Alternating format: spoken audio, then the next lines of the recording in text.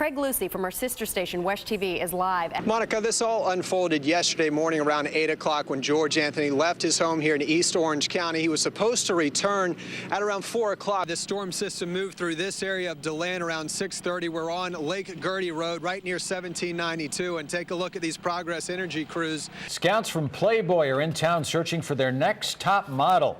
The first hand to go up was that of Wesh 2 reporter Craig Lucie, so he's on the Playboy beat for us and joins us live. And Craig, he had a lot of women show up at the Hard Rock Hotel. First off, Jim, I don't know if my hand was the first to go up. I think I walked into a room full of smiling faces and they said, "Craig, boy, do we have a story for you?" And my photographer agreed.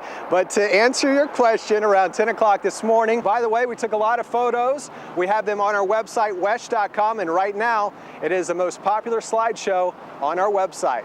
Go figure. Reporting live in Orlando, Craig Lucie, Wesh 2 News.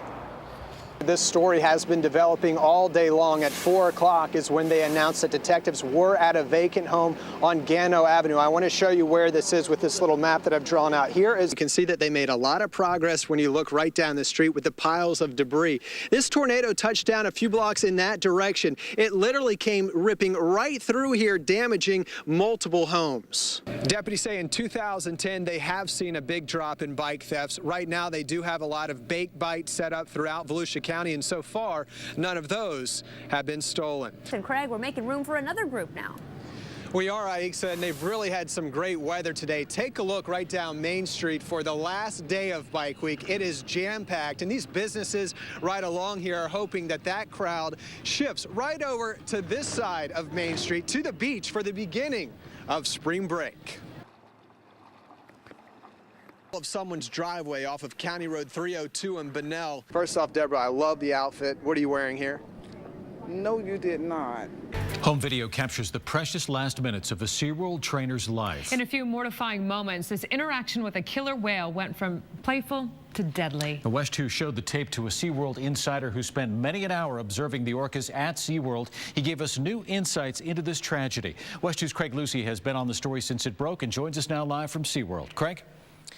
And Jim, this man who used to work at SeaWorld says he would observe these whales about 15 hours a week. He says that he is very surprised that this whale turned on this trainer, a trainer who had worked with him for so long, and that this whale would not let go of her body. Home video shows you 40-year-old SeaWorld trainer Don Brancho working with Tilikum, or Tilly, the largest killer whale in captivity. For a moment, you can see Don lying down in the water next to him, right before he swung his head around. Then He grabbed her ponytail and pulled her underwater. SeaWorld has strict rules for working with Tilly, a 22-foot whale with a deadly past. We didn't get in the water with him, and we had very specific training protocols and procedures with him. A former SeaWorld contractor watched this video as Don laid on the shallow ledge of the pool rubbing Tilly's nose. At his request, we're disguising his voice. So she didn't break any rules by sort of being submerged. Senior level trainers are allowed to get into the pool ledge like you saw Don doing in the video. But they are not allowed to get into the open water, the open pool with the whale under any circumstances. Only 3 people have been fully submerged in a tank with Tilly. All 3 have died. The SeaWorld contractor walked us through exactly what happened. Here's an overhead shot of the stadium. Right in this area is where the Dine with Shamu event was being held, where Tilly grabbed a hold of Don. Then SeaWorld employees had to coax the whale right through this small passageway, under that covered pool, and eventually into the smaller pool, which has a false bottom. Deputies say they had to use the hydraulics to lift the whale out of the water to get Don's body out of its mouth. The autopsy says Don Brancho died from multiple traumatic injuries and drowning. Federal investigators now have the case. And this contractor tells us back in 1999, when a man was found dead in Tilly's tank, SeaWorld hired a security guard to watch over Tilly 24 hours a day. This is the biggest news story of the day. Tiger Woods speaking publicly for the first time in months, attracting media from all over the world. Every one of you has good reason to be critical of me. When Tiger Woods took the podium, the convention room in the Sawgrass Marriott became silent. Then the media started to snap pictures of the media.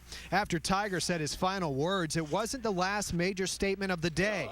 PGA Tour Commissioner Tim Fitchum addressed the throngs of cameras. I thought overall it was compelling. Every major news network and entertainment show is covering the story. It's insane. I mean, we don't cover many sporting events or sport athletes on E! News, but he definitely crosses the line. It shows you that ratings is very important to all of us, and we know when Tiger Woods takes to the stage, the microphone out on the golf course, people are watching. Sportscasters can't get over the attention Tiger's personal life has generated. Some women even showed up outside the TPC to greet Tiger as he arrived. It just goes to the scope of how big celebrity can get. Jacksonville sports anchor Sam Kavares started covering Tiger before he went pro. I was very impressed with the thoroughness of his apology, the contriteness of his actions. Do you think it worked? I think that's for individual people to decide, and it all comes down to that, Craig. Do you believe him or not? So what do you think? Some of you shared your thoughts on WESH.com and said it was very sincere. Some of you said that we all make mistakes, and who cares what Tiger does in his personal life? Feel free to share your thoughts again on our website, WESH.com. Reporting in Ponte Vedra Beach, Florida, Craig Lucie, WESH 2 News. WESH 2's Craig Lucie has been following the story, and Craig, police say Lumpkin worked up an elaborate plan.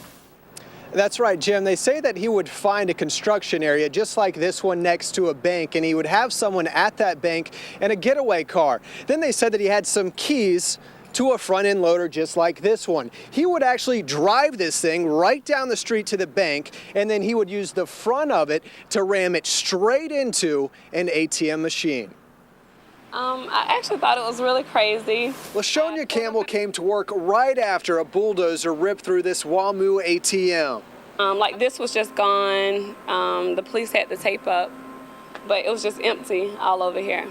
Police say 33-year-old Nasadra Lumpkin of Pahokee used front-end loaders to steal 11 ATMs all over the state. He's accused of stealing more than $1 million cash at banks in Orange, Seminole, Osceola, Marion, Lake, and Polk counties. Chopper 2 flew over one of those thefts last year at a Bank of America in Osceola County where ink was sprayed all over the pavement. Police say this surveillance video from an Orange County heist shows you how Lumpkin would walk away with a lump of cash. This video came from that camera, and no one saw this bulldozer come through because we are right behind the bank. And guess how much money was inside this WAMU ATM? Probably about 40,000. Probably 10,000, I'm just guessing. Their guesses were way off. $91,820.66. At another ATM, police say Lumpkin used the bucket on the front-end loader, dropped the machine in the back of a stolen pickup, and walked away with almost $270,000. That's a lot of money. It needs to be bulldozer proof, I guess.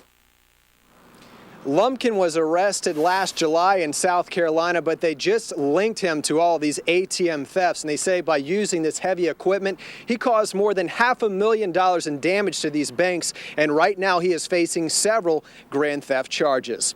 Reporting in Orange County, Craig Lucie, WESH 2 News. WESH 2's Craig Lucie is live in Daytona Beach. And Craig, some of this water won't be going away anytime soon.